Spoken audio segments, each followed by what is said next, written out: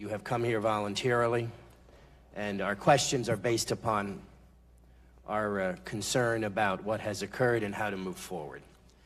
I'm sure you have concluded, based upon what we've asked, that we are deeply offended by censoring of content inappropriately by Facebook. Examples have been raised: a Roman Catholic university, a state Senate candidate in Michigan. I would be offended if this censoring were occurring on the left as well as the right, and I want you to know that. And do you take from what we have indicated so far that in a bipartisan fashion, Congress is offended by inappropriate censoring of content?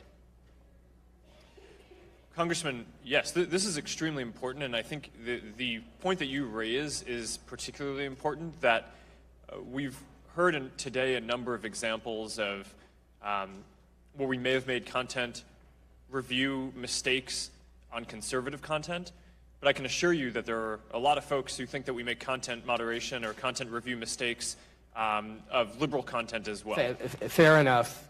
My point is that we don't favor censoring in any way, so long as it doesn't involve hate speech or violence or terrorism, and of course the examples today indicate quite the contrary, number one. Number two, Congresswoman Blackburn has mentioned her legislation. I'm a co-sponsor of the browser legislation. I commend it to your attention, to the attention of your company. It is for the entire ecosystem. It is for ISPs and edge providers. It is not just for one or the other. It is an opt-in system similar to the system that exists in Europe.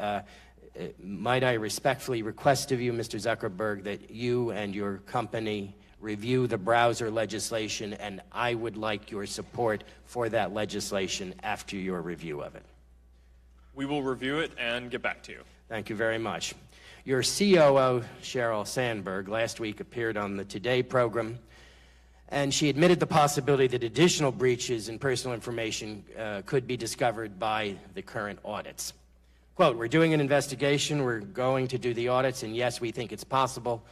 That's why we're doing the audits." And then the COO went on to say, Facebook cared about privacy all along, but I think we got the balance wrong. Do you agree with the statement of your COO? Yes, Congressman, I do. We were trying to balance two equities. On the one hand, making it so that people had data portability, the ability to bring their data to another app in order to have new experiences in other places, which I think is a value that we all care about. On the other hand, we also need to balance making sure that everyone's information is protected. And I think that we didn't get that balance right up front. Thank you. I certainly concur with the statement of the COO, as affirmed by you today, that you got the balance wrong. And then regarding Cambridge Analytica, the fact that 300,000 individuals or so gave consent, but that certainly didn't mean they gave consent to 87 million friends. Do you believe that that action violated your consent agreement with the Federal Trade Commission? We do not believe it did, but regardless, we take a broader view of what our responsibility is to protect people's privacy. And if a developer who people gave their information to, in this case Alexander Kogan, then goes and in violation of his agreement with us sells the data to Cambridge Analytica, that's a big issue. And I think people have a right to be very upset. I'm upset that that happened. And we need to make sure that we put in place the systems to prevent that from happening again. Thank you. I think it may have violated the agreement with the Federal Trade Commission, and I'm sure that will be determined in the future. Thank you, Mr. Chairman. Thank the gentleman from New Jersey. Recognize the gentlelady from Florida, Ms. Castor, for 4 minutes. Thank you, Mr. Chairman. Welcome, Mr. Zuckerberg. For all of the benefits that Facebook has provided in building communities and connecting families, I think a devil's bargain has been struck. And in the end, Americans do not like to be manipulated. They do not like to be spied on. We don't like it when someone is outside of our home watching. We don't like it when someone is following us around the neighborhood, or even worse, following our kids or stalking our children. Facebook now has evolved to a place where you are tracking everyone. you are collecting data on just about everybody. Yes, we understand the Facebook users that proactively sign in are in part of that platform, but you're following Facebook users even after they log off of that platform and application. And you are collecting personal information on people who do not even have Facebook accounts. Isn't that right? Congresswoman, I believe that Yes or no? Congresswoman, I'm not sure that, I don't think that that's what we're tracking. No, you're collecting, you have already acknowledged that you are doing that for security purposes and commercial purposes. So you're collecting data outside of Facebook. When someone goes to a website and it has the Facebook like or share, that data is being collected by Facebook, correct? Congresswoman, yes or no? That's right, that we understand in order to show which of your friends. Yeah, so for people that like don't the even page. have Facebook, I don't think that the average American really understands that today, something that fundamental. And that you're tracking everyone's online activities, their searches. You can track what people buy, correct? Congresswoman, You're collecting that data, what people purchase online. Yes or I no? actually, if they share it with us, but Congresswoman, Because it has a overall, share button, so it's gathering. Facebook has the application. In fact, you've patented applications to do just that. Isn't that correct? To collect that Congresswoman, data. I don't think any of those buttons share transaction data. But broadly, But I they disagree track with the you. You're characterization. collecting medical data, correct, on people that are on the internet, whether they're Facebook users or not, right? Congresswoman, yes, we collect some data for And you're security collecting. purposes and You watch where we go. Senator Durbin had a funny question yesterday about where you're staying, and you didn't want to share that. But Facebook also gathers that data about where we travel. Isn't that correct? Congresswoman, everyone has control over how that works. I'm going to get to that, but yes, you are. Would you just acknowledge that, yes, Facebook is, that's the business you're in, gathering data and aggregating that data? Congresswoman, I disagree with that characterization. You're not, are you saying you do not gather data on where people travel based upon their internet and the ways they sign in and things like that? Congresswoman, the primary way that Facebook works is that people choose to share data. And they share Primary content way, because they're but trying to the other communicate. way that Facebook gathers data is you buy data from data brokers outside of the platform, correct? Congresswoman, we just announced 2 weeks ago that we were going to stop interacting with data brokers, and even though that's an industry norm to make it so that the advertising can be more But relevant. I think in the end, it's practically impossible these days to remain untracked in America for all the benefits Facebook has brought and the internet.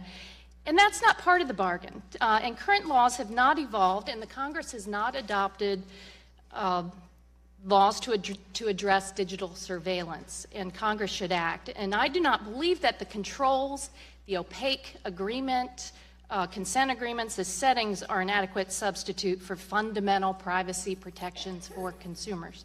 Now, Gentlelady's time. thank you. I yield back my time. Gentlelady's time. Let that stand. And I'd like to ask unanimous consent that I put my constituents' questions in the record. Without objection. Thank you.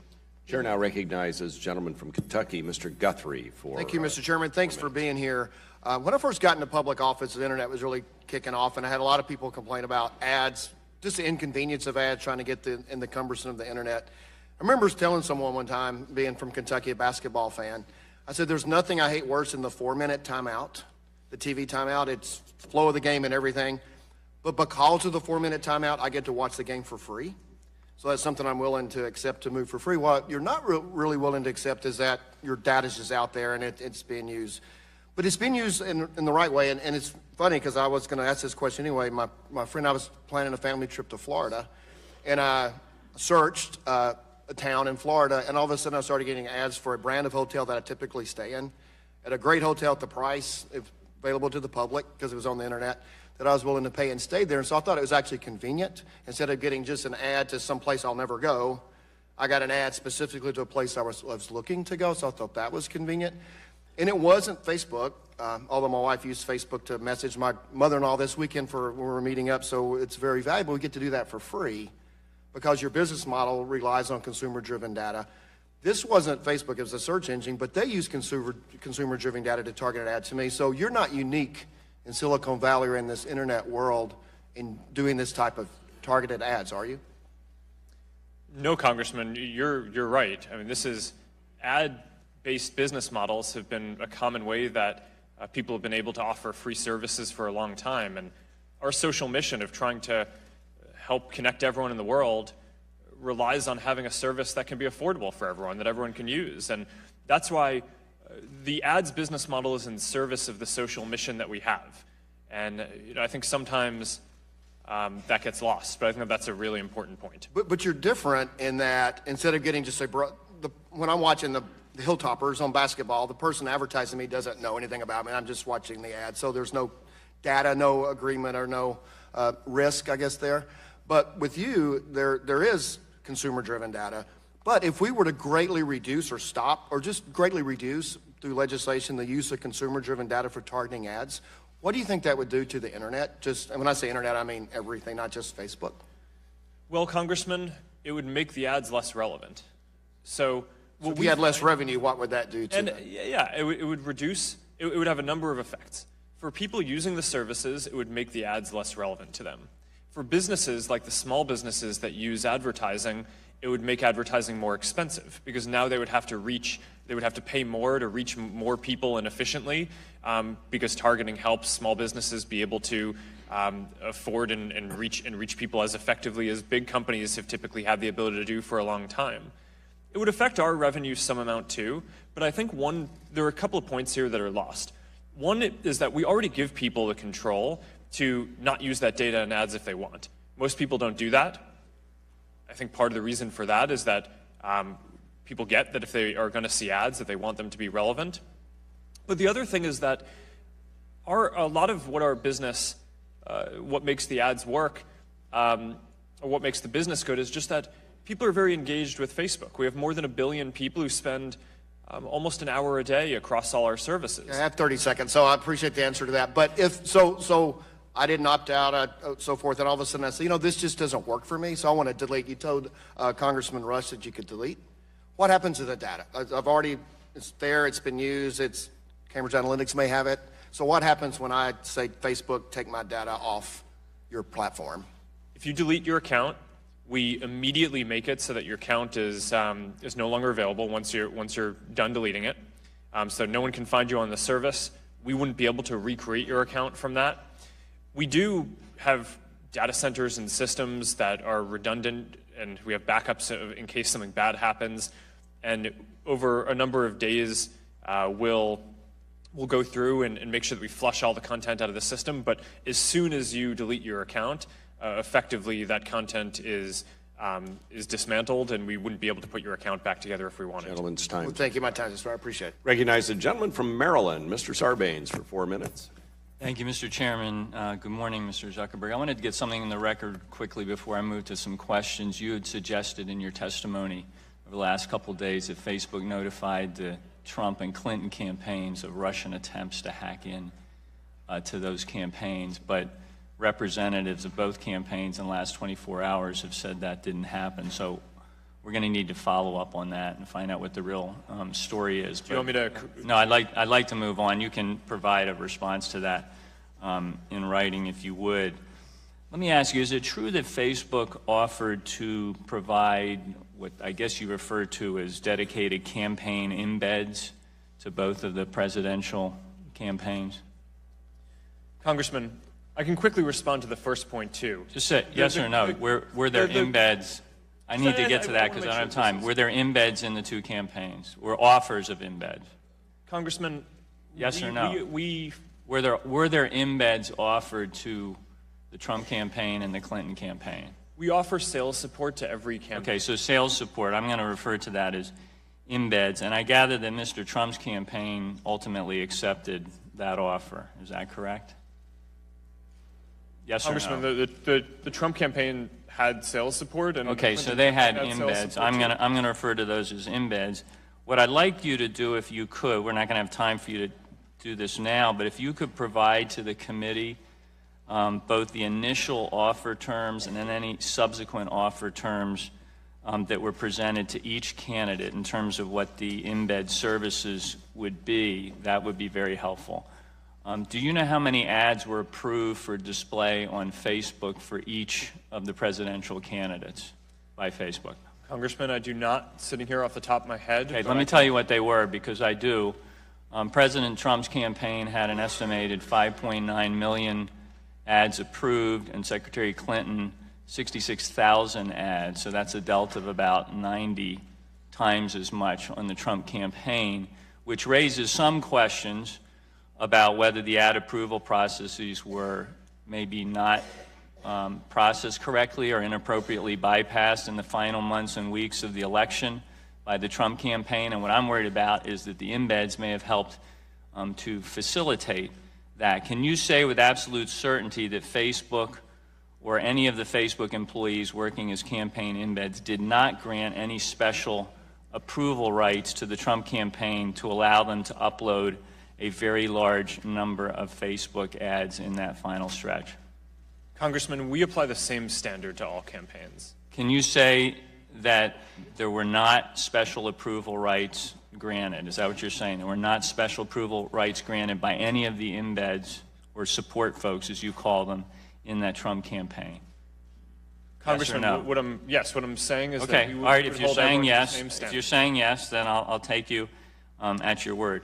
The reason this is important and the reason we need to get to the bottom of it is because it could be a serious problem if these kinds of services were provided beyond what is offered in the normal course, because that could result in violation of campaign finance law, because it would be construed as an in-kind contribution, corporate contribution from Facebook, beyond what the sort of ad buy opportunity would typically provide. The reason I'm asking you these questions is because I'm worried that that embed program has the potential to become a tool for Facebook to solicit favor from policymakers, and that then creates the potential for real conflict of interest.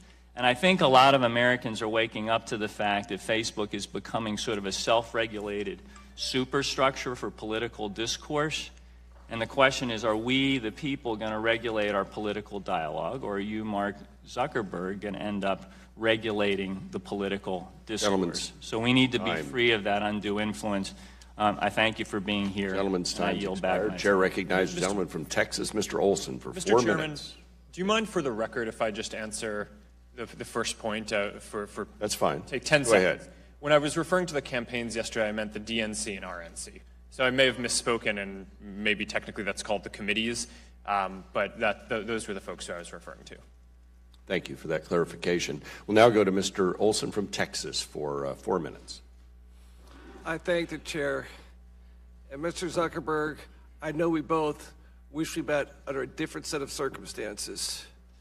When the story broke, you were quoted as saying, "I started Facebook. I run it. I'm responsible for what happens here," end quote. You said those same words in your opening statement about an hour and a half ago. I know you believe that in your heart. It's not just some talking points, some canned speech. Because my 9 years in the Navy, I know the best commanding officers, the best skippers, the best CEOs have that exact same attitude. If Facebook was a Navy ship, your privacy has taken a direct hit. Your trust is severely damaged. You're taking on water, and your future may be a fine with a number, per the Washington Post, with 4 commas in it. Today, over $1 billion in fines coming your way. As you know, you have to reinforce your words with actions. I have a few questions about some anomalies that have happened in the past. First of all, back in 2012, apparently, Facebook did an experiment on 689,003 Facebook users. You reduced positive posts from users' friends and limited so-called downer posts from other friends. Basically, fed positive information to one group, another group negative information. The goal was to see how the tone of these posts would affect behavior. I will get in this Forbes article, the LA Times, about illegal human experimentation without permission. I want to talk about that. But it seems that this is disconnecting people in stark contrast to your mission to connect people. Explain to us how you guys thought this idea was a good idea. Explain with people, give them more negative information, positive information. Well, Congressman, I view our responsibility as not just building services that people like to use, but making sure that those services are also good for people and good for society overall. At the time, there were a number of questions about whether people seeing content that was either positive or negative on social networks was affecting their mood. And we felt like we had a responsibility to understand whether that was the case, because we don't want to have that effect, right? We don't want to have it so that we want use of social media and our products to be good for people's well-being. And we continually make changes to that effect. Including just recently, this year, we did a number of research projects that showed that when social media is used for building relationships, so when you're interacting with people, it's associated with a lot of positive effects of well-being that you'd expect. It makes you feel more connected, less lonely. It correlates with long-term measures of happiness and health.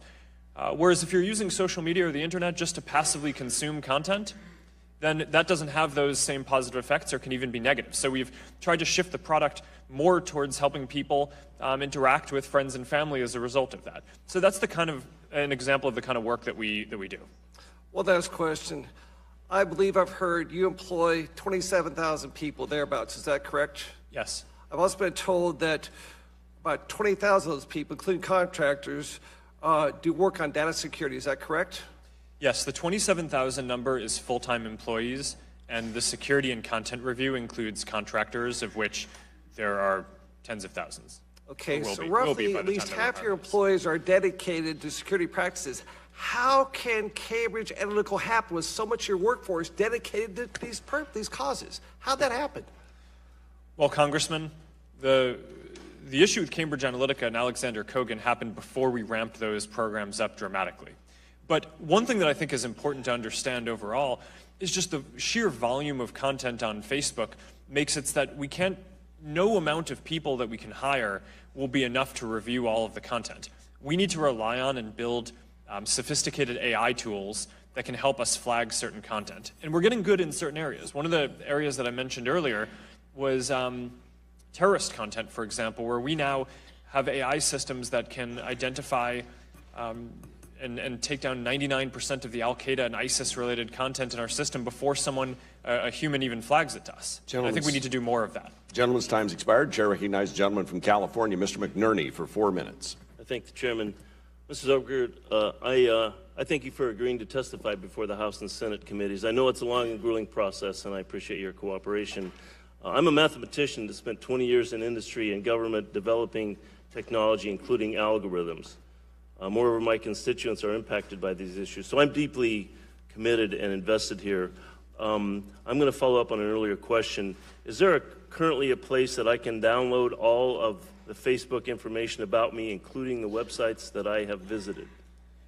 Yes, Congressman. We have a download your information tool. We've had it for years. You can go to it in your settings and download all of the content that you have on Facebook. Well, my staff just this morning downloaded their information and their browsing history is not in there. So are you saying that Facebook does not have browsing history?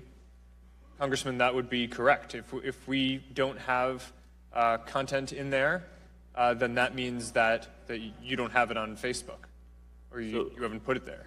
So I'm not quite on board with this. Is there any other information that Facebook has obtained about me, whether Facebook collected it or obtained it from a third party, that would not be included in the download?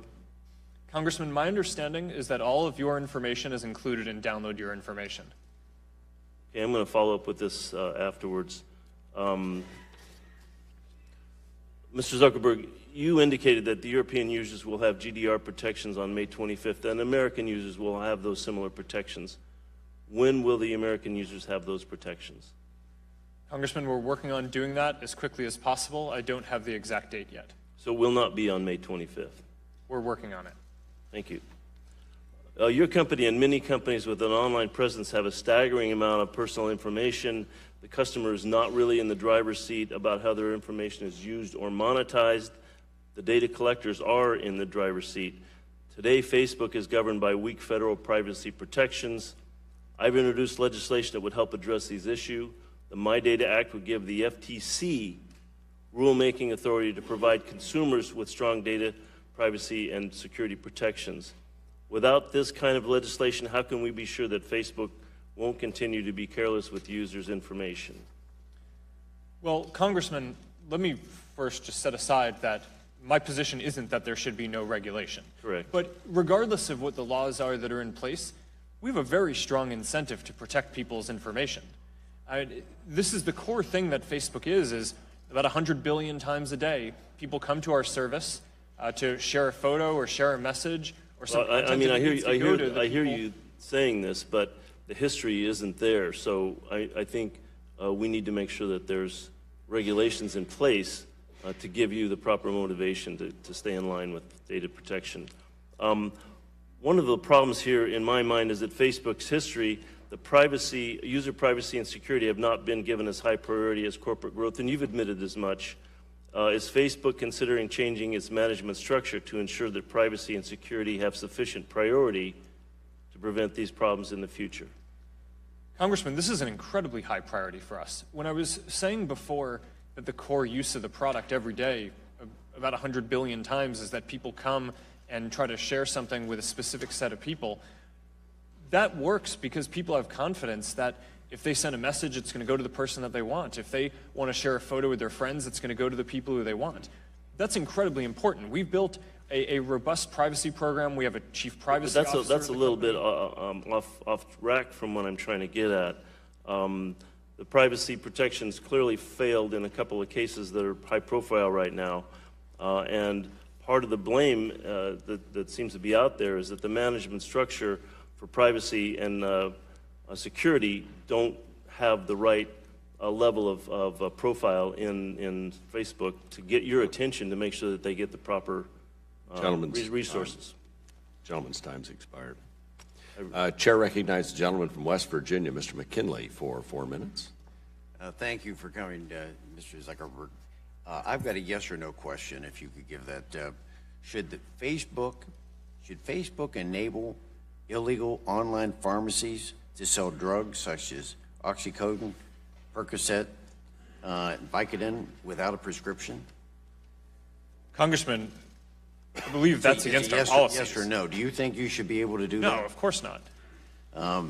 And there are 35,000 online pharmacies operating, and according to the FDA, they think there may be 96% of them are operating illegally. And on November of last year, CNBC had an article say that you were surprised by the breadth of this opioid crisis. And as you can see from these photographs, opioids are still available on your site, that they're without a prescription on your site. So it contradicts just what you just said just a minute ago. And it went on last week. FDA Commissioner Scott Gottlieb has testified before our office, said that the internet firms simply aren't taking practical steps to find and remove these illegal opioid listings. And he specifically mentioned Facebook. Are you aware of that? His quote? Congressman, I'm not specifically aware of his quote, but I heard that he said something. And let me just speak to this for a second. If I could, no, we don't. So in your opening statement, and I appreciated your remark, you said it's not enough to give people a voice. We have to make sure that people aren't using it, Facebook, to hurt people. Now, America's in the midst of one of the worst epidemics that it's ever experienced with this drug epidemic. And it's all across this country. It's not just in West Virginia. But your platform is still being used to circumvent the law and allow people to buy highly addictive drugs without a prescription. You know, with all due respect, Facebook is actually enabling an illegal activity, and in so doing, you are hurting people. Would you agree with that statement?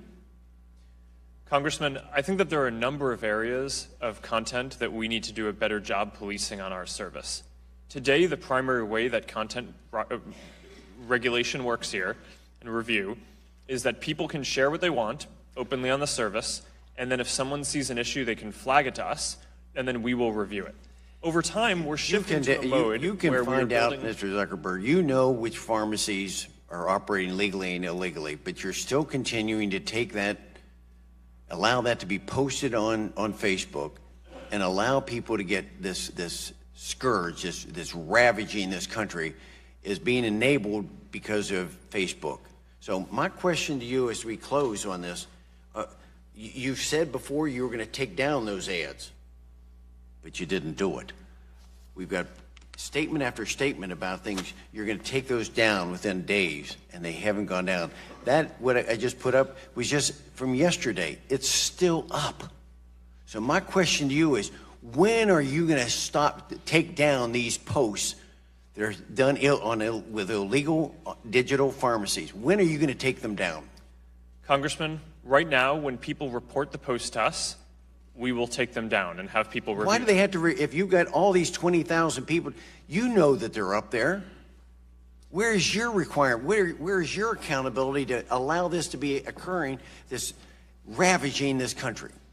Congressman, I agree that this is a terrible issue, and respectfully, when there are tens of billions or 100 billion pieces of content that are shared every day, even 20,000 people reviewing it can't look at everything. What we need to do is build more AI tools that can proactively find that content. You've been said before you were going to take them down, and you haven't. And there's Gentleman's still time has expired. Chair recognizes the gentleman from Vermont, Mr. Welch. Thank you, Mr. Chairman. Mr. Zuckerberg, you acknowledged candidly that Facebook made a mistake. You did an analysis of how it happened. You promised action. We're at the point where the action will speak much louder than the words. But, Mr. Chairman, this Congress has made a mistake. This event that happened, whether it was Facebook or some other platform, was foreseeable and inevitable, and we did nothing about it. Congresswoman Blackburn and I had a group, a privacy working group, 6 meetings with many of the industry players. There was an acknowledgement on both sides that privacy was not being protected, that there was no reasonable safeguard for Americans' privacy, but there was an inability to come to a conclusion. So we also have an obligation. And in an effort to move forward, Mr. Zuckerberg, I've framed some questions that hopefully will allow a reasonable yes or no answer to see if there's some common ground to achieve the goal you assert you have, and we certainly have, the obligation to protect the privacy of American consumers. First, do you believe that consumers have a right to know and control what personal data companies collect from them? Yes. Do you believe that consumers have a right to control how and with whom their personal information is shared with third parties? Congressman, yes, of course. And do you believe that consumers have a right to secure and responsible handling of their personal data? Yes, Congressman. And do you believe that consumers should be able to easily place limits on the personal data that companies collect and retain? Congressman, that seems like a reasonable principle to me. Okay, and do you believe that consumers should be able to correct or delete inaccurate personal data that companies have obtained? Congressman, that one might be more interesting to debate. Because well, then let's get back to us with specifics on that. I think they do have that right. Do you believe that consumers should be able to have their data deleted immediately from Facebook when they stop using the service? Yes, Congressman, and they have that ability. Good. And do you believe that the Federal Trade Commission or another properly resourced governmental agency with rulemaking authority should be able to determine on a regular basis what is considered personal information to provide certainty for consumers and companies what information needs to be protected most tightly?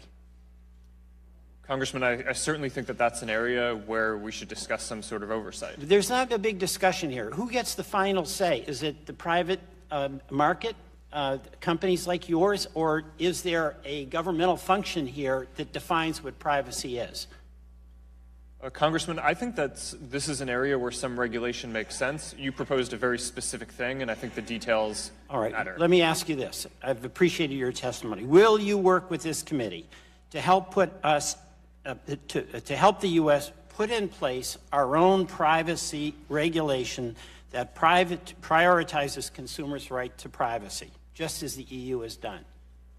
Congressman, yes, I'll make sure that we work with you to flesh this out. All right. And you have indicated that Facebook has not always protected the privacy of their users throughout the company's history.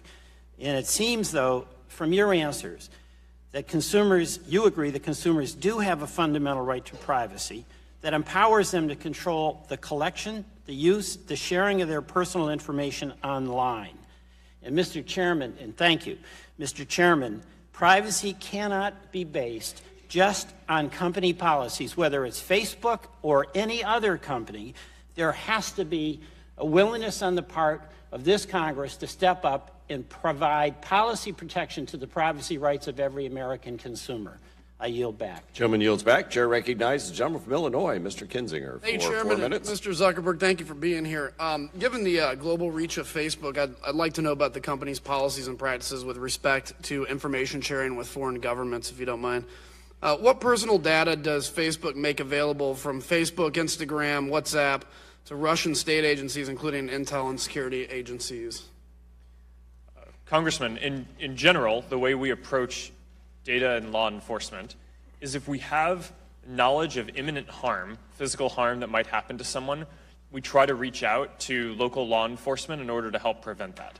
I think that is less built out around the world. It is more built out in the U.S. So, for example, on that example, we built out specific programs in the U.S. We have 3,000 people that are focused on making sure that if we detect that someone is at risk of harming themselves, we can get them the appropriate help. What about Russian intel agencies? The second category of information is when there is a valid legal process served to us. In general, if a government puts something out that's overly broad, we're going to fight back on it. We view our duty as protecting people's information, but if there is valid service, especially in the U.S., we will, of course, work with law enforcement. In general, we are not in the business of providing a lot of information to the Russian government. Do you know, is this data only from accounts located in or operated from these individual countries, or does it include Facebook's global data?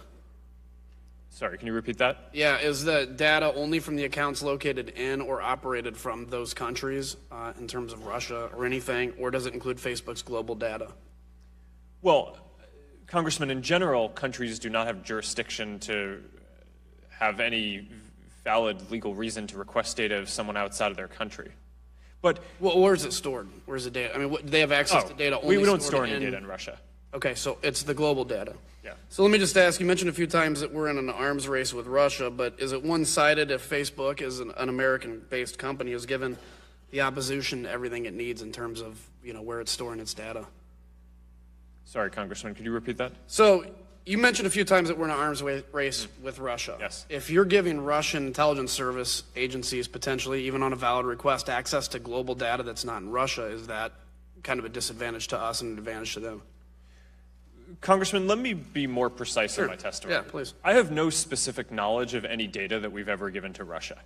In general, we'll work with valid law enforcement requests in different countries, and we can get back to you on what that might mean with Russia specifically, but I have no knowledge sitting here of any time that we would have given them information. That'd be great. Now, I've got another unique one I want to bring up. So I was just today, and I'm not saying this as a woe is me, but I think this happens to a lot of people. There have been, my pictures have been stolen and used in fake accounts all around, and in many cases, people have been extorted for money. We report it when we can, but we're in a tail chase. In fact, today, I just Googled, or I just put on your website Andrew Kinzinger, and he looks a lot like me, but it says he's from London and lives in LA and went to Locke High School, which isn't anything like me at all.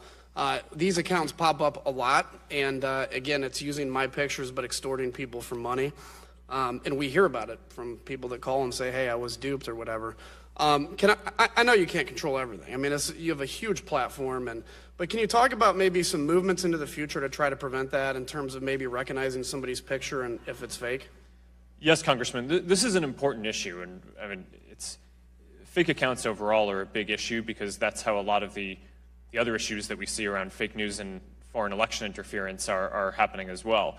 So long-term, the solution here is to build more AI tools that find patterns of people using the services that no real person would do.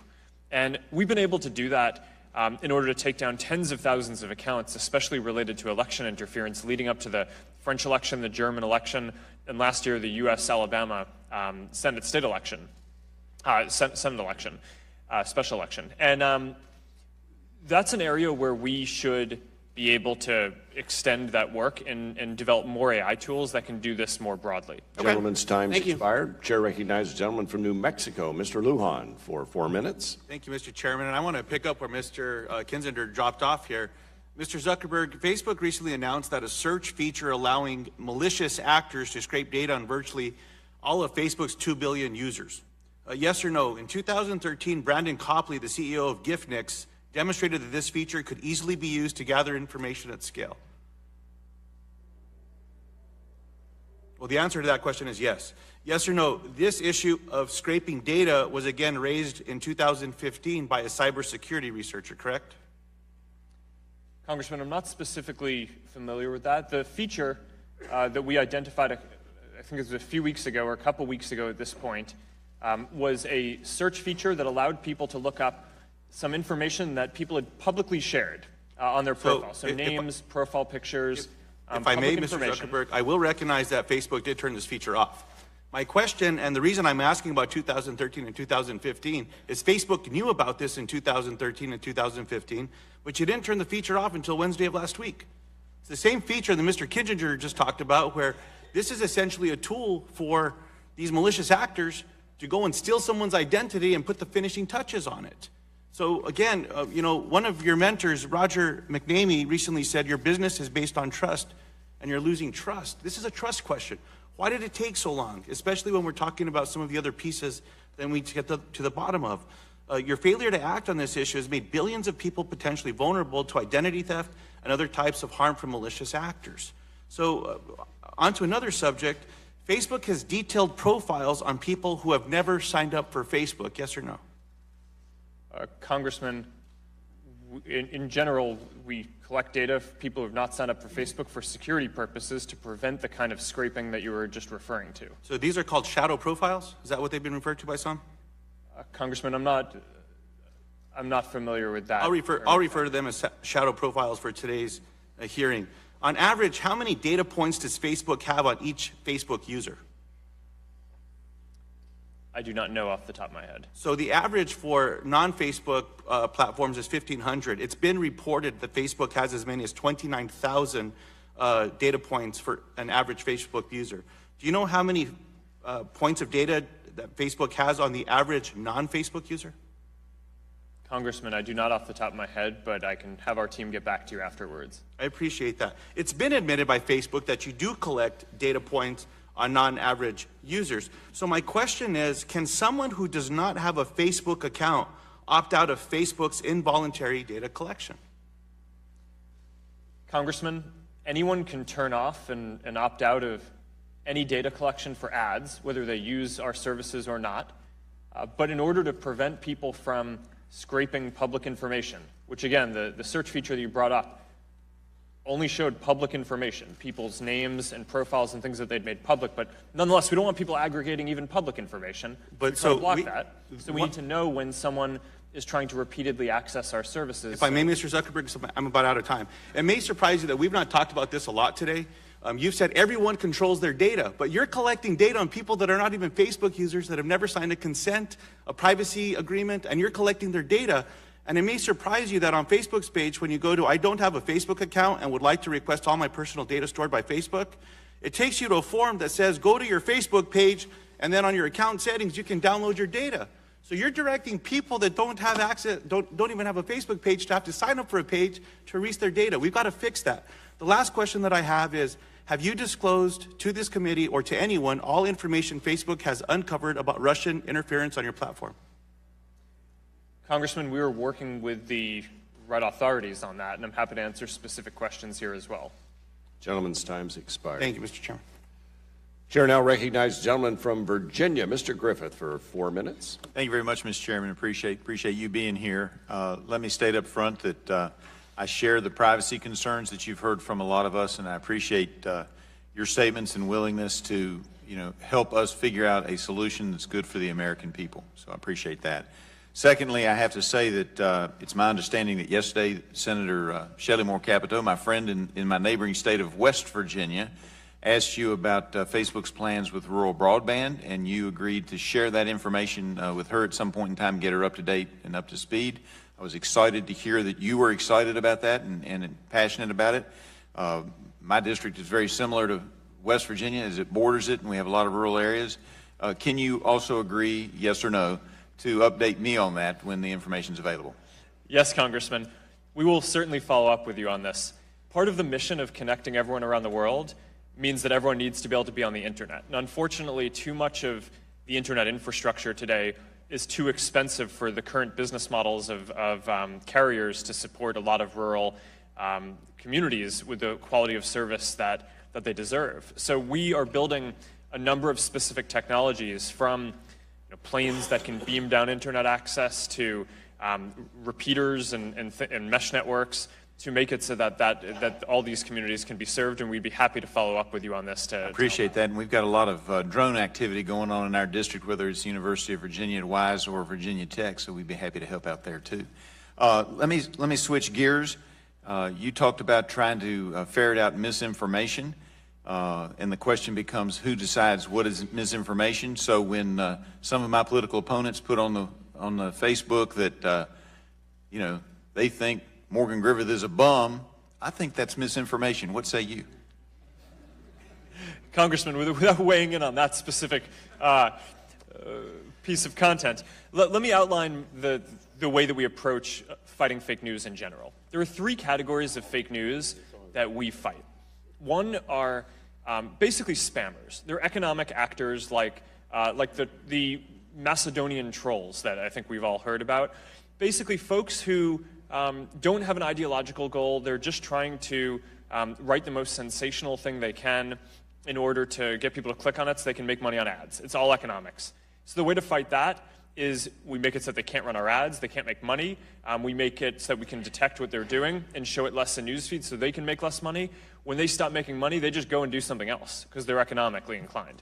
The second category are basically state actors, right? So what we've found with Russian interference, and those people are setting up fake accounts. So for that, we need to build AI systems that can go and identify a number of their fake account networks. And just last week, we traced back the Russian activity to specific fake account network that Russia had in Russia to influence Russian culture and other Russian-speaking countries around them.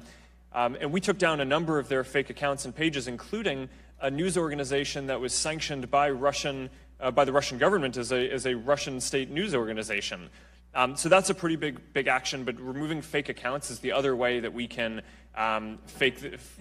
stop the spread of false information. I appreciate that. My time is running. I do want to point this out, though, as part of that, who's going to decide what is misinformation.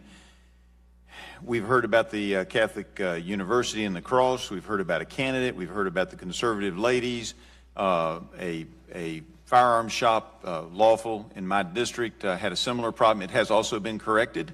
And so I wonder if the industry has thought about, not only are we looking at it, but has the industry thought about doing something like Underwriters Laboratories, which was set up when electricity was new to determine whether or not the devices were safe. Have you all thought about doing something like that so it's not Facebook alone, but the industry saying, wait a minute, this is probably misinformation, and setting up guidelines that everybody can agree are fair? Yes, Congressman. That's actually the third category that I was going to get to next after economic spammers and state actors with fake accounts. One of the things that we're doing is working with a number of third parties so if people flag things as false news or incorrect, we run them by third-party fact checkers who are all accredited by this Poynter Institute of Journalism. There are firms of all leanings around this who do this work, and that's an important part of the effort. Gentleman's time has expired. Chair now recognizes the gentleman from New York, Mr. Tonko, for 4 minutes. Thank you. Mr. Zuckerberg, I want to follow up on a question asked by Mr. McNerney, where he talked about visiting websites and the fact that Facebook can track you. And as you visit those websites, you can have that deleted. I'm informed that there's not a way to do that, or are you telling us that you're announcing a new policy? Congressman, my understanding is that if we have information from you visiting other places, then you have a way of getting access to that and deleting it and making sure that we don't store it anymore. In the specific question that the other congressman asked, I think it's possible that we just didn't have the information that he was asking about in the first place, and that's why it wasn't there. Well, 3 billion user accounts were breached at Yahoo in 2013, 145 million at eBay in 2014, 143 million at Equifax in 2017, 78 million at Anthem in 2015, 76 million at JP Morgan Chase in 2014. The list goes on and on. The security of all that private data is gone, likely sold many times over to the highest bidder on the dark web. We live in an information age. Data breaches and privacy hacks are not a question of if, they are a question of when. But the case with Facebook is slightly different. The 87 million accounts extracted by Cambridge Analytica are just the beginning, with likely dozens of other third parties that have accessed this information. As far as we know, the dam is still broken. As you have noted, Mr. Zuckerberg, Facebook's business model is based on capitalizing on the private personal information of your users. Data security should be a central pillar of this model. And with your latest vast breach of privacy and the widespread political manipulation that followed it, the question this committee must ask itself is what role the federal government should play in protecting the American people and the democratic institutions that your platform and others like it have put at risk.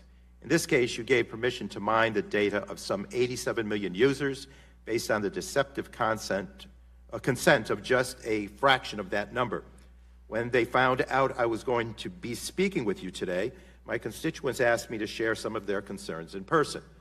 How can they protect themselves on your platform? Why should they trust you again with their likes, their loves, their lives? Users trusted Facebook to prioritize user privacy and data security, and that trust has been shattered. I'm encouraged that Facebook is committed to making changes, but I am indeed wary that you are only acting now out of concern for your brand and only making changes that should have been made a long time ago. You have described this as an arms race, but every time we saw what precautions you have, or in most cases have not taken, your company is caught unprepared and ready to issue another apology. I'm left wondering again why Congress should trust you again. We'll be watching you closely to ensure that Facebook follows through on these commitments. Many of my constituents have asked about your business model, where users are the product. Mary of Half Moon in my district called it infuriating. Andy of Schenectady, New York asked, why doesn't Facebook pay its users for their incredibly valuable data? Facebook claims that users rightly own and control their data, yet their data keeps being exposed on your platform, and these breaches cause more and more harm each time. You have said that Facebook was built to empower its users. Instead, users are having their information abused with absolutely no recourse. In light of this harm, what liability should Facebook have? When users' data is mishandled, who is responsible and what recourse do users have? Do you bear that liability? Congressman, I think we're responsible for protecting people's information for sure. But one thing that you said that I want to provide some clarity on. Or do you bear the liability? Well, you said earlier, you referenced that you thought that we were only taking action after this came to light. Actually, we made significant changes to the platform in 2014 that would have made this incident with Cambridge Analytica impossible to happen again today. I wish we'd made those changes a couple of years earlier because this poll app got people to use it back in 2013 and 2014. And if we had made the changes a couple of years earlier, then we would have. Gentleman's time has expired. Chair recognizes. Mr. Chairman, if I might ask that other questions that my constituents have be entered by unanimous consent. Without objection, of course. That goes for all members. Chair recognizes the gentleman from Florida, Mr. Bilirakis, for 4 minutes. Thank you, Mr. Chairman. I appreciate it, and thanks for your testimony, Mr. Zuckerberg. Well, first of all, I wanted to follow up with Mr. McKinley's testimony. This is bad stuff, Mr. Zuckerberg, with regard to the illegal online pharmacies. When are those ads? I mean, when are you going to take those off? I think we need an answer to that. I think they need to get off. We need to get these off as soon as possible. Can you give us an answer, a clear answer as to when these pharmacies? We have an epidemic here with regard to the opioids. I think we're owed a clear answer, a definitive answer as to when these ads will be offline. Congressman, if people flag those ads for us, we will take them down now. Now? Yes. By the end of the day? If people flag them for us, we will look at them as quickly as we can. That Well, you have knowledge happens now, within a day. obviously. You have knowledge. You have knowledge of those ads. Will you begin to take them down today? The ads that are flagged for us, we will review and take down if they violate our policies, which I believe the ones They that you're talking clearly about do. If they're illegal, they clearly violate your Which they policy. do. But what I think really needs to happen here is not just us reviewing content that gets flagged for us. We need to be able to build tools that can proactively go out and identify what might be these ads for opioids before people even have to flag them for us to review. I agree. And that's going to be a longer-term thing in order to build that solution. So, but today, if someone flags the ads for us, we will take them down. Work on those tools as soon as possible, please. Okay, next question. A constituent of mine in District 12 of Florida, the Tampa Bay area, came to me recently with what was a clear violation of your privacy policy. In this case, a third-party organization publicly posted personal information about my constituent on his Facebook page. This included his home address, voting record, degrading photos, and other information. In my opinion, this is cyberbullying. For weeks, my constituent tried reaching out to Facebook on multiple occasions through its report feature, but the offending content remained. It was only when my office got involved that the posts were removed almost immediately for violating Facebook policy. How does Facebook's self-reporting policy work to prevent misuse, and why did it take an act of Congress, a member of Congress, to get, again, a clear privacy violation removed from Facebook? If you can answer that question, I'd appreciate it, please. Congressman, that clearly sounds like a big issue and something that would violate our policies. I don't have specific knowledge of that case, but what I imagine happened, given what you just said, is they reported it to us, and one of the people who reviews content probably made an enforcement error. And then when you reached out, we probably looked at it again and realized that it violated the policies and took it down. We have a number of steps that we need to take to improve the accuracy of our enforcement. Absolutely. That's a big issue. We need to get to content faster, and we need to be able to do better at this. I think the same solution to the opioid question that you raised earlier, of doing more with automated tools, will lead to both faster response times and more accurate enforcement of the policies. Can you give us a timeline as to when will this be done? I mean, this is very critical for our, listen, my family uses Facebook, my friends, my constituents. We all use Facebook. I use Facebook. It's wonderful for our seniors to connect with their relatives. Gentleman's time. Yeah, I'm sorry. Can I submit for the record my additional questions? Yes, sir. Thank you. Thank you Objection. so much, Mr. Chair recognizes the gentlelady from New York, Ms. Clark, for 4 minutes. I thank you, Mr. Chairman, and thank you for coming before us, Mr. Zuckerman, today. I want to take the opportunity to represent the concerns of the newly formed Tech Accountability Caucus, in which I serve as a co-chair with my colleagues, Representative Robin Kelly, Congressman Emmanuel Cleaver, and Congresswoman Bonnie Watson-Coleman. But most importantly, people in our country and around the globe who are in vulnerable populations, including those who look just like me. My first question to you is, as you may be aware, there have been numerous media reports about how more than 3,000 Russian ads were bought on Facebook to incite racial and religious division and chaos in the U.S. during the 2016 election. Those ads specifically characterized and weaponized African-American groups like Black Lives Matter, in which ads suggested through propaganda or fake news, as people call it these days, that they were a rising threat. Do you think that the lack of diversity, culturally competent personnel in your C-suite and throughout your organization, in which your company did not detect or disrupt and investigate these claims are a problem in this regard. Congresswoman, I agree that we need to work on diversity.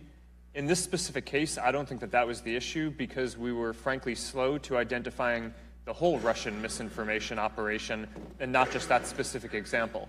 Going forward, we're going to address this by verifying the identity of every single advertiser who's running political or issue-oriented ads to make it so that foreign actors or people trying to spoof their identity or say that they're someone that they're not cannot run political ads or run large pages of the type. So whether they were Russian or not, when you have propaganda, how are you addressing that?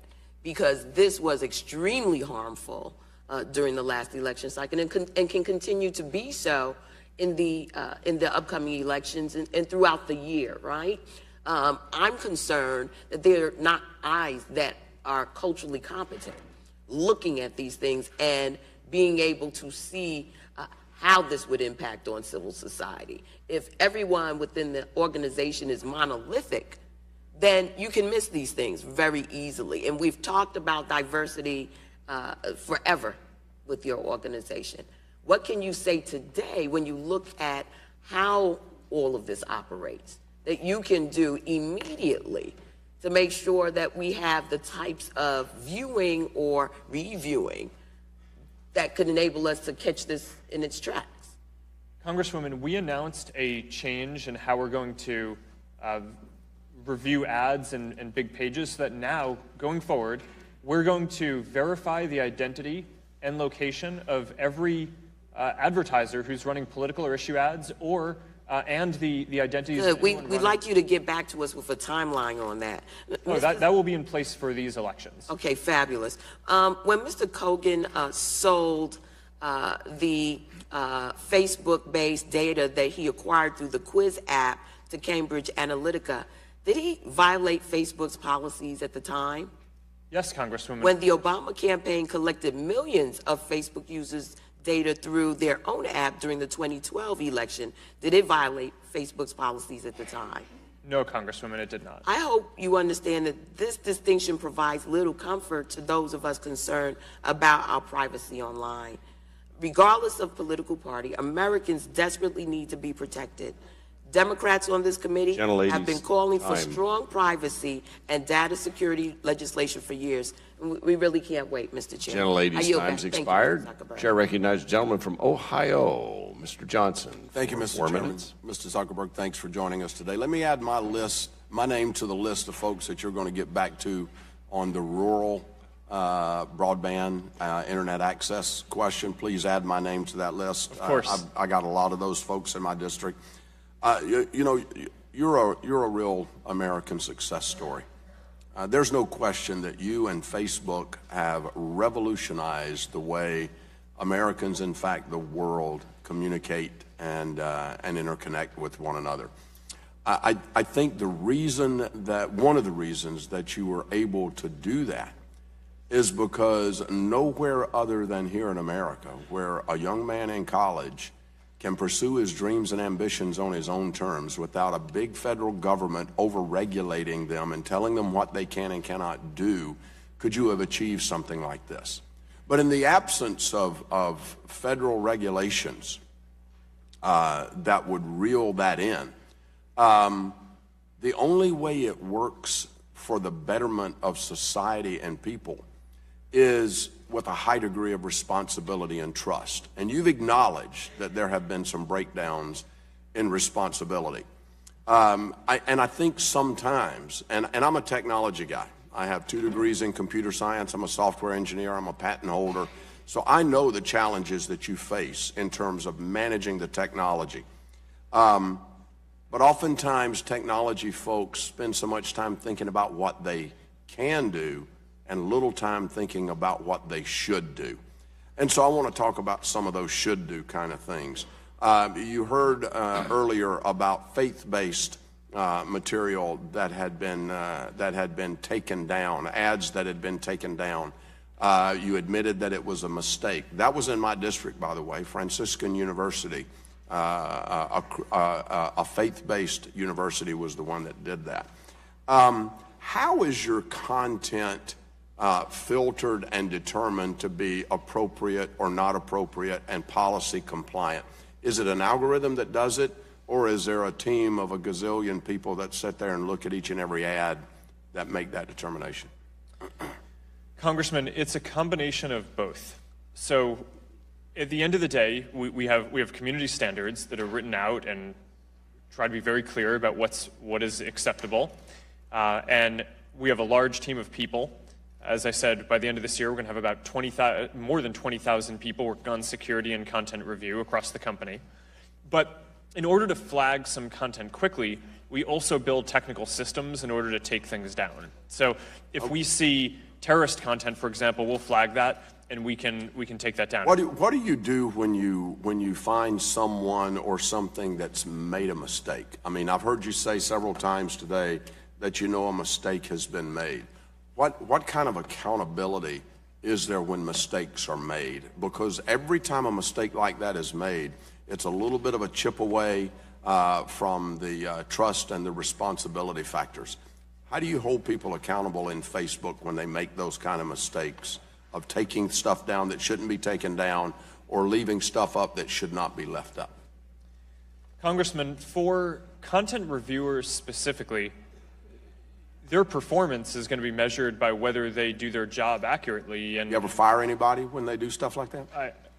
I'm sure we do. As part of the normal course of running a company, you're hiring and firing people all the time to grow your capacity and what happened to the person that took down the Franciscan University ad and didn't put it back up until the media started getting involved? Congressman, I'm not specifically aware of that case. Can you take that question for me? My time has expired. Can you take that question for me and get me that answer back, please? We will. Okay, thank you very much. I yield back. Gentleman's time's expired. Chair recognizes the gentleman from Iowa, Mr. Loebsack. Thank you, Mr. Chairman. I want to thank you and the ranking member for holding this hearing today, and I want to thank Mr. Zuckerberg for being here today as well. Add my name to the rural broadband list as well. I have 1/4 of Iowa, the southeast part of Iowa. We definitely need more help on that front. Thank you. You may recall last year, Mr. Zuckerberg, that you set out to visit every state in the country to meet different people. And one of those places you visited was, in fact, Iowa, my home state of Iowa, and you did visit the district that I proudly represent, and you met some of my constituents. As you began your tour, you said that you believed in connecting the world and giving everyone a voice, and that, quote, you wanted, quote, to personally hear more of those voices. I'm going to do the same thing in just a second that a number of my colleagues did and just ask you some questions that were submitted to my Facebook page by some of my constituents. I do want to say at the outset, though, and I do ask for unanimous consent to enter all those questions into the record, Mr. Chair. Without objection. I think trust has been the issue today. There's no question about it. I think that's what I'm hearing from my constituents. That's what we're hearing from our colleagues. That's really the question. How can we be guaranteed that, for example, when you agree to some things today, that you're going to follow through and that we're going to be able to hold you accountable, and without perhaps constructing too many rules and regulations. We'd like to keep that to a minimum if we possibly can, but I do understand that you have agreed that we're going to have some rules and regulations so that we can protect people's privacy, so that we can protect that use of the consumer data. So going forward from there, I've just got a few questions I'll probably have an opportunity to get to. The first one goes to the business model issue, because you're publicly traded, is that correct? Yes. And you're the CEO? Yes. Right. And so I've got Lauren from Solon who asks, is it possible for Facebook to exist without collecting and selling our data? Is it possible to exist? Congressman, we don't sell people's data. So I think that that's an important thing to clarify up front. And then in terms of collecting data, I mean, the whole purpose of the service is that you can share the things that you want with the people around you, right, and your friends. So is it possible for you to be in business without sharing the data, because that's what you have done, whether it was selling or not, sharing the data, providing it to Cambridge Analytica and other folks along the way? Is it possible for your business to exist without doing that? Well, Congressman, it would be possible for our business to exist without having a developer platform it would not be possible for our business to, or our products or our services or anything that we do to exist without having the opportunity for people to go to Facebook, put in the content that they want to share and who they want to share it with, and then go do that. That's the core thing. Okay, thank you. I appreciate that. And then Brenda from Muscatine, she has a question obviously related to trust as well, and that is, how will changes promised this time be proven to be completed? She'd like to know, how's that going to happen? If there are changes, you said there have been some changes, how can she and those folks in our districts and throughout America, not just members of Congress, but how can folks in our districts hold you accountable? How do they know that those changes are in fact going to happen? That's what that question's about. Congressman, for the developer platform changes that we announced, they're implemented. We're putting those into place. We announced a bunch of specific things. It's on our blog, and I wrote it in my written testimony, and that stuff is happening. We're also going back and investigating every single app that had access to a large amount of data before we locked down the platform in the past. We will tell people if we find anything that misused their data, and we will tell people when the investigation is complete. Thank you. And finally, Chad from Scott County wants to know, who has my data other than Cambridge Analytica? Congressman, Part of what I just said is that we're going to do an investigation of every single app that had access to a large amount of people's data. If you signed into another app, then that app probably has access to some of your data. And part of the investigation that we're going to do is to determine whether those app developers did anything improper or shared that data further beyond that. And if we find anything like that, we will tell people that their data was misused. Thank you, Mr. Zuckerberg. Thank you, Mr. Chair. Chair recognizes the gentleman from Missouri, Mr. Long, for 4 minutes. Thank you, Mr. Chairman, and thank you, Mr. Zuckerberg, for being here today. On a voluntary basis, I want to put that out here. You were not subpoenaed to be here, as Mr. Barton offered up a little bit ago. You're the only witness at the table today. We've had 10 people at that table. To give you an idea of what kind of hearings we've had in here, not too long ago we had 10. And I'd say that if we invited everyone that had read your terms of agreement, terms of service, we could probably fit them at that table. I also would say that I represent 751,000 people, and out of that 751,000 people, the people in my area that are really worked up about this Facebook and about this hearing today would also fit with you there at the table. So I'm not getting the outcry from my constituents about what's going on with Cambridge Analytica and this user agreement and everything else, but there are some things that I think you need to be concerned about. One question I'd like to ask before I go into my questioning is, what was FaceMash, and is it still up and running? No, Congressman. FaceMash was a prank website that I launched in college, in my dorm room, before I started Facebook. There was a movie about this, or it said it was about this. It was of unclear truth. And that claimed that FaceMash was somehow connected to the development of Facebook. It isn't. It wasn't. Just coincidental. The timing was the same, right? Just coincidental? It was in 2003. Okay. And I took it down, and it actually has nothing to do with it. You put up pictures of two women and decide which one was the better, more attractive of the two. Is that right? Congressman, that is an accurate description of the prank website that I made when I was a sophomore in college. But from that beginning, whether it was actually the beginning of Facebook or not, you've come a long way. Jan Schakowsky, Congressman Schakowsky this morning said self-regulation simply does not work. Mr. Butterfield, Representative Butterfield, said that you need more African-American inclusion on your board of directors. If I was you, a little bit of advice, Congress is good at two things: doing nothing and overreacting. So far, we've done nothing on Facebook. Since your inception in that Harvard dorm room many years ago, we've done nothing on Facebook.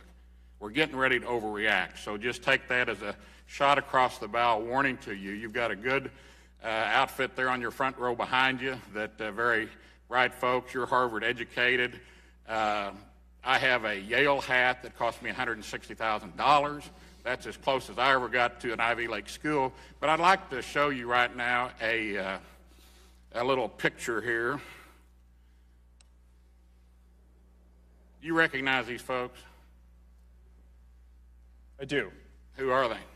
I believe, is that Diamond and Silk? That is Diamond and Silk, two biological sisters from North Carolina. I might point out they're African American. And their content was deemed by your folks to be unsafe.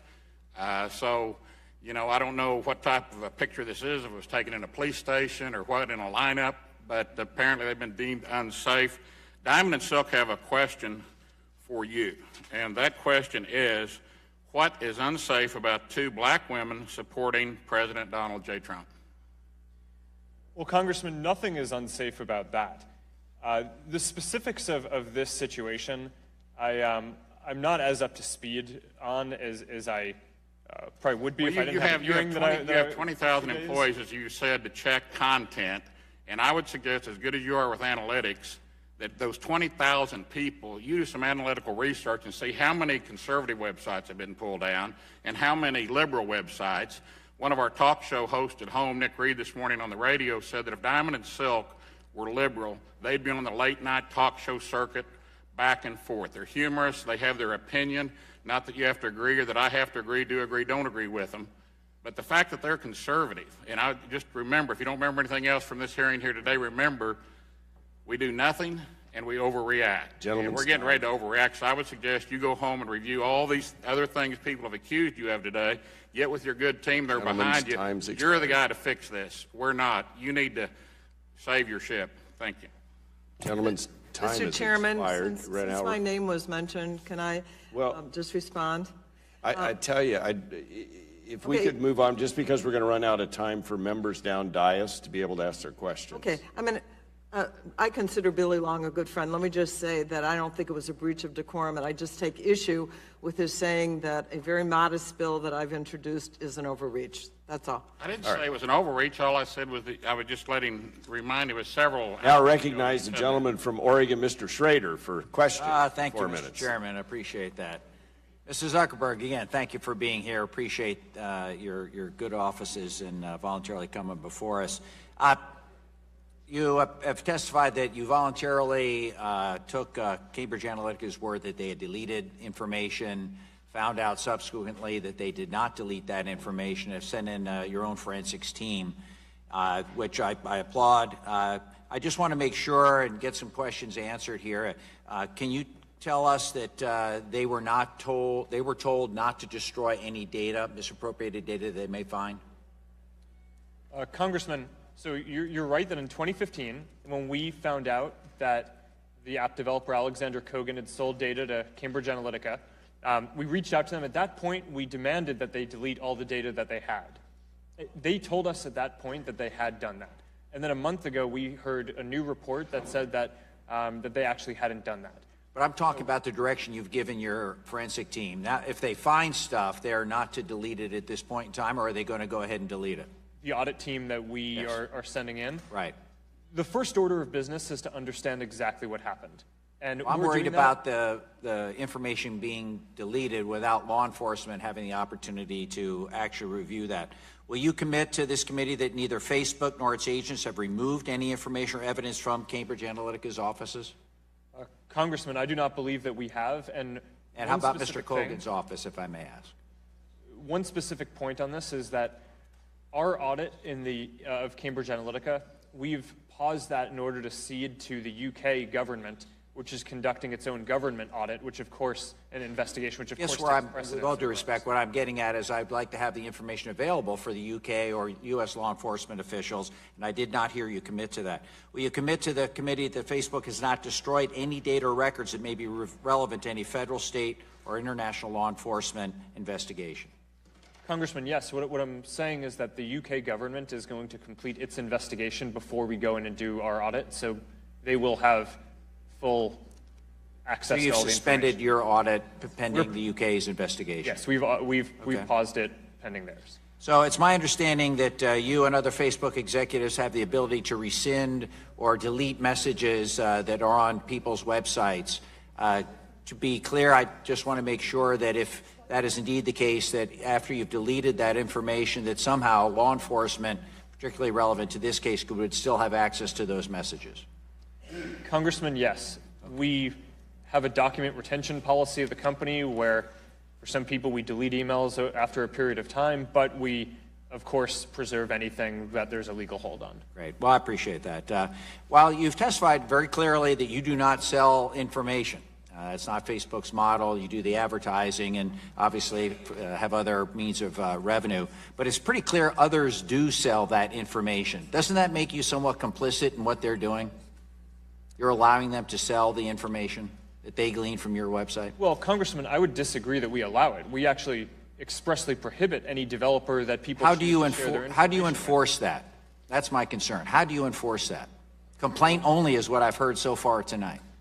Yes, Congressman. Some of it is in response to reports that we get, and some of it is we do spot checks to make sure that the apps are actually doing what they say they're doing. And going forward, we're going to increase the number of audits that we do as well. So last question is it's my understanding based on the testimony here today that even after I'm off of Facebook, that you guys still have the ability to follow my web interactions. Is that correct? Congressman, I've logged out of Facebook. Do you still have the ability to follow my interactions on the web? Congressman, you have control over what we do for ads and the information collection around that. On security, there may be specific things about how you use Facebook, even if you're not logged in, that we keep track of to make sure that people aren't abusing the systems. Gentleman's time has expired.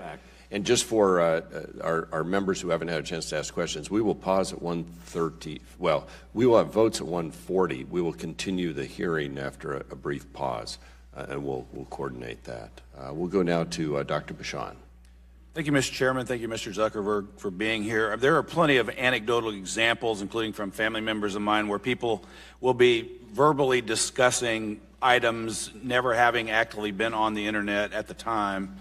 And then the next time they get on Facebook or other online apps, ads for things that they were verbally discussing with each other will show up. And I know you said in the Senate that Facebook doesn't specifically listen to what people are saying through their phone, whether that's a Google phone or whether it's Apple or another one. However, the other day, my mother-in-law and I were discussing her brother who had been deceased for about 10 years, and later on that evening on her Facebook site she had set to music kind of a in memoriam picture collage that came up on Facebook specifically to her brother, and that happened the other night. So if you're not listening to us on the phone, who is, and do you have specific contracts with these companies that will provide data that is being acquired verbally through our phones or now through things like Alexa or other products? Congressman, we're not collecting any information verbally on the microphone, and we don't have contracts with anyone else who is. The only time that we might use the microphone is when you're recording a video or doing something where you intentionally are trying to record audio, but we don't have anything that is trying to listen to what's going on in the background. Okay, because, I mean, like I said, you've talked to people that this has happened to. My son, who lives in Chicago, him and his colleagues were talking about a certain type of suit because they're business guys, and the next day he had a bunch of ads for different suits on it when he went onto the internet. So it's pretty obvious to me that someone is listening to the audio on our phones, and that I see that as a pretty big issue. And the reason is because, and you may not be, but I see it as a pretty big issue because, for example, if you're in your doctor's office, if you're in your corporate boardroom, your office, or even personal areas of your home, that's potentially an issue. And I'm glad to hear that Facebook isn't listening, but I'm skeptical that someone isn't. And I see this as an industry-wide issue that you could potentially help address.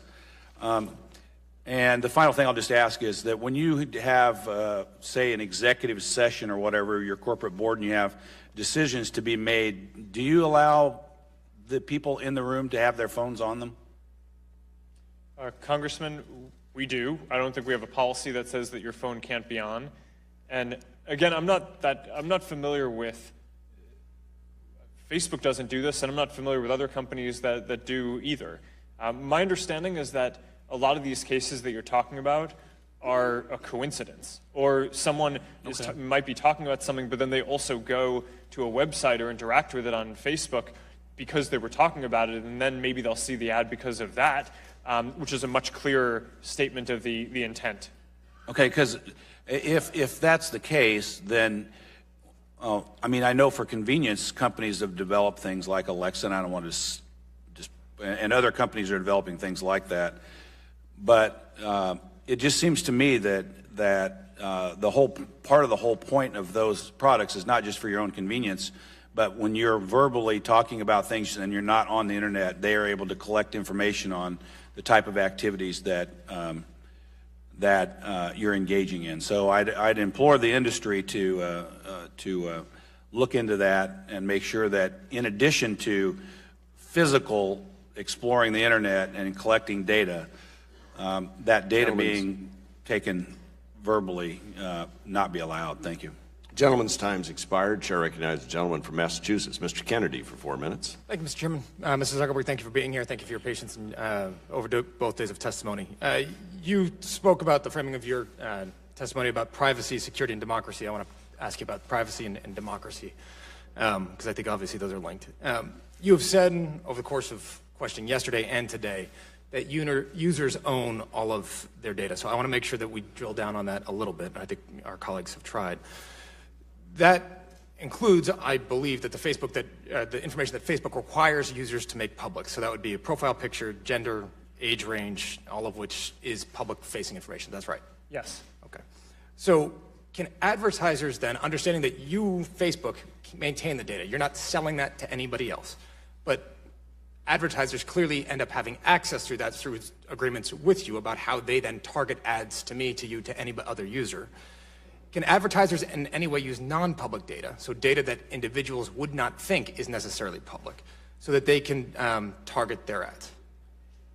Congressman, the way this works is, let's say you have a business that is selling skis, okay, and you have on your profile that you are interested in skiing, but let's say you haven't made that public, but you share it with your friends, or so broadly.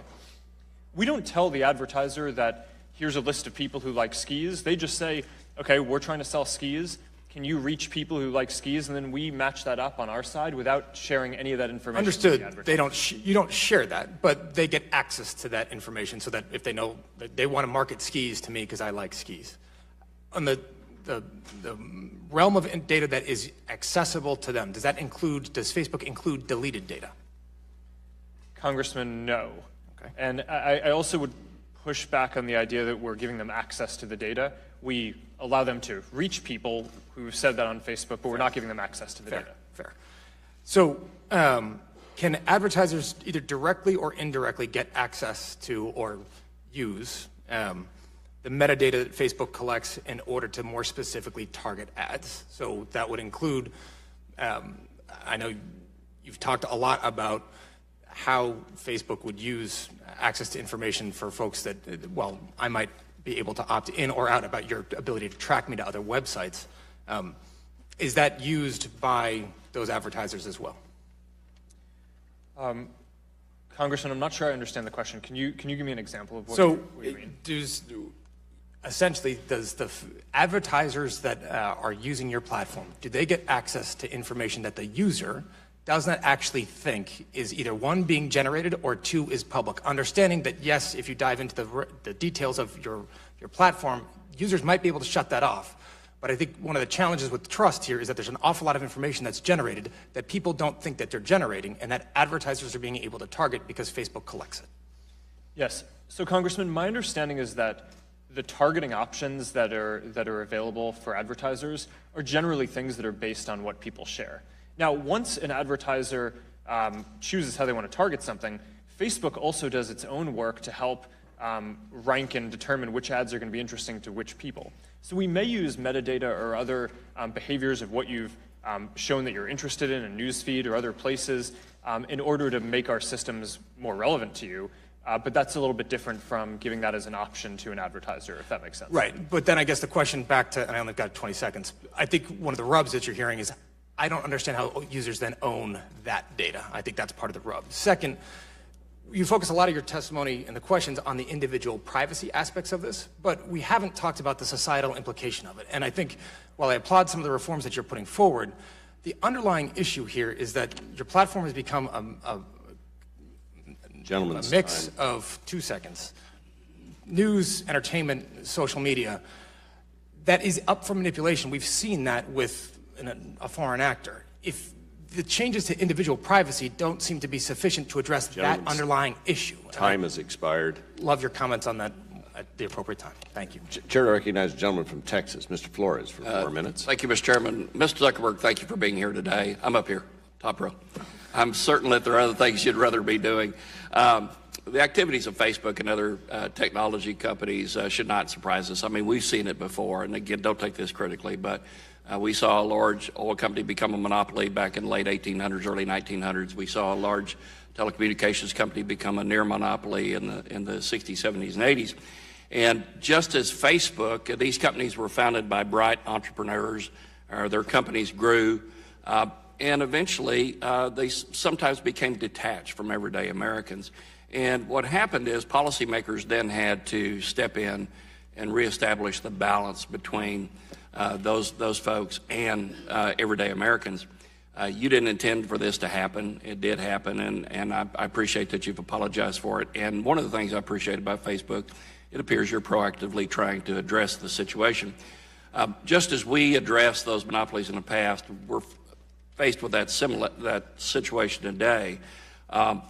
We need to, and this goes beyond Facebook. This has to do with the edge providers. It has to do with social media organizations and also with ISPs. Back to Facebook in particular, though, we heard examples yesterday during the Senate hearing and also today during this hearing so far about ideological bias among the users of Facebook. In my Texas district, I had a retired school teacher whose conservative postings were banned or stopped. The good news is I was able to work with Facebook's personnel and get her reinstated. That said, the Facebook censors still seem to be trying to stop her postings, and anything you can do in that regard to fix that bias will go a long way. I want to move a different direction. That's to talk about the future. Congress needs to consider policy responses, as I said earlier, and I want to call this policy response Privacy 2.0 and Fairness 2.0.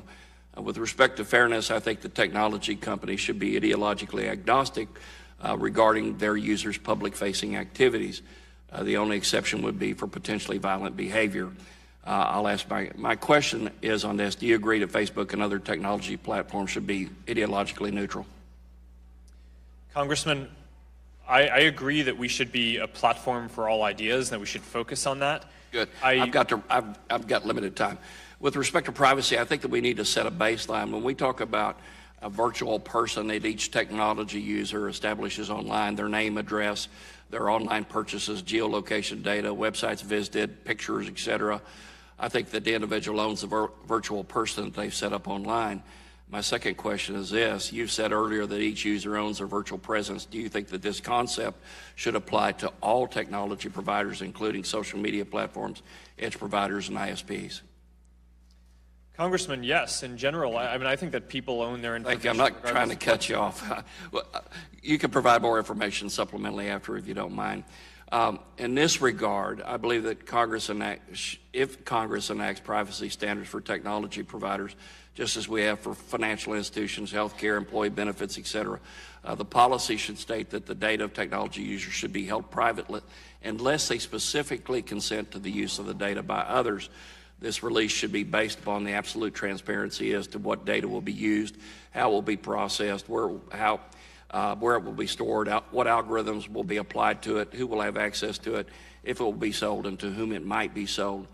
The disclosure of this information and the associated opt-in actions should be easy to understand and easier for non-technical users to execute. The days of the long scrolling fine print disclosures with a single check mark at the bottom should end. In this regard, based on my use of Facebook, I think you've come a long way toward meeting that objective. I think we must move further. I'll have two other questions to submit later. And thank you. You can expand on your responses to my earlier questions later. Thank you. Gentleman's time's expired. Chair recognizes the gentleman from California for 4 minutes. Mr. Cardenas. Thank you very much. Seems like we've been here forever, don't you think? Well, thank you, Mr. Chairman, Ranking Member, for holding this important hearing. I'm of the opinion that basically we're hearing from one of the leaders, the CEO of one of the biggest corporations in the world, but yet almost entirely in an environment that is unregulated, or for basic terms, that the lanes in which you're supposed to operate in are very wide and broad, unlike other industries. Yet at the same time, I have a chart here of the growth of Facebook. Congratulations to you and your shareholders. It shows that in 2009, your net value of the company was less than, or revenue was less than $1 billion. And then you look all the way over to 2016, it was in excess of 26 billion. And then in 2017, apparently about close to 40 billion. Are those numbers relatively accurate about the growth and the phenomenon of Facebook? Congressman, they sound relatively accurate. Okay. Just so you know, it just brought to my attention, my staff texted me a little while ago that the CEO of Cambridge Analytica apparently stepped down sometime today. I don't know if anybody of your team there whispered that to you, but my staff just reported that. That's interesting. The fact that the CEO of Cambridge Analytica stepped down, does that in and of itself solve the issue and the controversy around what they did? Congressman, I don't think so. There are a couple of big issues here. One is what happened specifically with Cambridge Analytica. How were they able to buy data from a developer that people chose to share it with? And how do we make sure that that can't happen again? But some of that information did originate with Facebook, correct? People had it on Facebook and then chose to share theirs and some of their friends' information with this developer, yes. Something was brought to my attention most recently that apparently Facebook does in fact actually buy information to add or augment the information that you have on some of your users to build around them, their profile? Congressman, we just recently announced that we were stopping working with data brokers as part of the ad system. But you did do that to build your company in the past. It's an industry standard ad practice, and recently, upon examining all of our systems, we decided that's not a thing that we want to be a part of, even if everyone else is doing it. But you did engage in that as well, not just everybody else, but Facebook yourselves, you did engage in that. Yes, until we announced that we're shutting it down, yes. Okay. It's my understanding that when The Guardian decided to report on the Cambridge Analytica consumer data issue, Facebook threatened to sue them if they went forward with their story. It appears, did it happen something like that? Facebook kind of warned them like, hey, maybe you don't want to do that? Congressman, I don't believe that. I think that there may have been a specific factual inaccuracy that we. So in other words, you checking The Guardian and saying you're not going to want to go out with that story because it's not 100% factual. That's a specific point, yes. Okay. Now, but however, they did go through with their story, regardless of the warnings or the threats of Facebook saying that you're not going to want to do that. When they did do that, and only then did Facebook actually apologize for that incident, for that 89 million users' information, unfortunately, ending up in their hands. Isn't that the case? Congressman, you're right that we apologized after they posted the story. They had the most of the details of what was right there, and I don't think we objected to that. Thank you. Specific things. Okay, but I only have a few more seconds. My main point is this.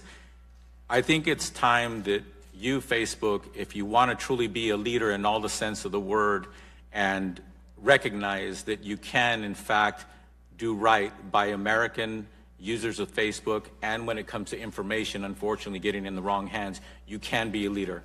Are you committed to actually being a leader in that sense? Chairman, the gentleman's time. Can you give a 2-second answer? Sure. Congressman, I am definitely committed to taking a broader view of our responsibility. That's what my testimony is about, making sure that we don't just give people tools, but make sure that they're used for good. Thank you very much. Thank you, Mr. Chairman. And with that, we will recess for about 5 minutes, 10 minutes. We'll recess for 10 minutes and then resume the hearing.